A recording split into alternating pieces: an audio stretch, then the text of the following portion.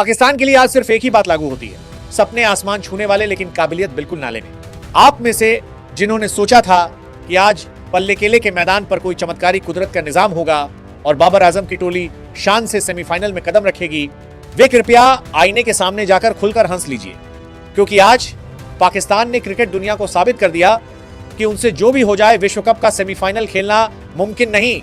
सुबह उठते ही पाकिस्तानी फैंस समझ गए कि उनके नसीब में सेमीफाइनल का मेडल नहीं बल्कि कराची एयरपोर्ट का कंफर्म इकोनॉमी टिकट लिखा है। 5 रन से मैच जरूर जीते, लेकिन इज्जत और सपना दोनों आज पल्ले केले की घास पर छोड़कर पाकिस्तान मैदान से बाहर हुआ। आज पल्ले केले में जो हुआ वह पाकिस्तान के लिए एक निर्मम ट्रेजेडी है। स्कोरबोर्ड पर लिखा रहेगा पाकिस्तान वन बाय 5 रन, लेकिन हकीकत कहती है पाकिस्तान नॉकड आउट। जी हां दोस्तों, आज कोई समीकरण नहीं, आज सीधा शर्म का इतिहास। 212 रन का पहाड़ बनाकर भी जो विपक्ष को 147 रन के अंदर रोक न सके, उस गेंदबाजी लाइन अप को वर्ल्ड क्लास कहना क्रिकेट का सबसे बड़ा मजाक है। जिन गेंदबाजों को आज श्रीलंका के बल्लेबाजों ने मैदान के चारों तरफ गली के गेंदबाज की तरह पीटा, वे सेमीफाइनल की बात करें तो शोभा नहीं देता।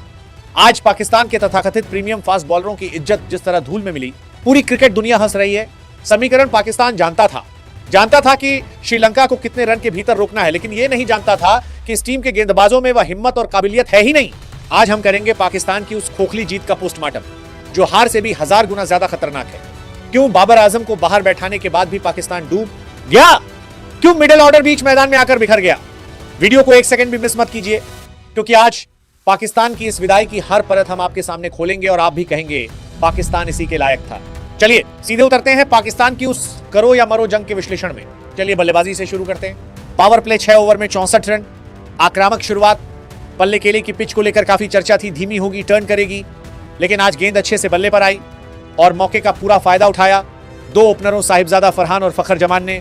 फरहान 60 गेंद पर 100 रन, 9 चौके, 5 छक्के, स्ट्राइक रेट 166.67। यह सिर्फ व्यक्तिगत शतक नहीं था, यह टीम को खड़ा करने वाली पारी थी। शुरू से अंत तक नियंत्रण, शॉर्ट बॉल पुल, फुल लेंथ ड्राइव, स्पिन पर स्वीप, हर शॉट में आत्मविश्वास।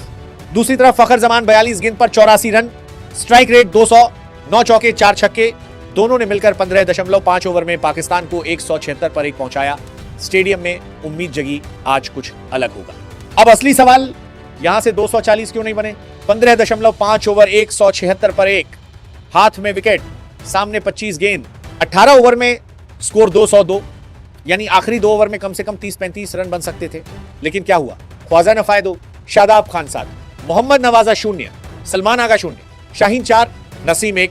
19वें और 20वें ओवर में कुल मिलाकर सिर्फ 10 रन। दोस्तों, बड़े टूर्नामेंट में यही फर्क बनता है। 212 बुरा स्कोर नहीं, लेकिन जब आपको 64 रन से जीतना हो तो 212 सुरक्षित है, खौफनाक नहीं। पाकिस्तान का मिडिल ऑर्डर एक बार फिर सवालों के घेरे में। फरहान और फखर ने नींव रख दी थी, लेकिन जो नियमित खिलाड़ी हैं वे आकर मैच को फिनिशिंग टच नहीं दे सके। अब श्रीलंका की चेज, पहला झटका पाकिस्तान ने दिया। 1.3 ओवर 8 पर 1, निशंका आउट। 4.1 ओवर 33 पर 2, मिशारा आउट।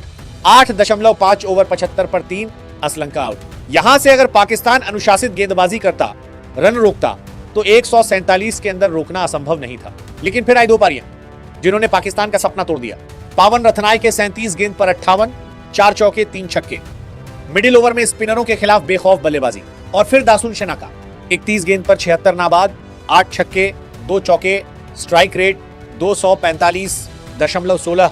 यह सिर्फ कैमियो नहीं था, यह टारगेटेड अटैक था। वो जानते थे कि सिर्फ जीतना नहीं, पाकिस्तान के सपने को तोड़ना है। 16.2 ओवर 144 पर 4, यहां मैच जिंदा था।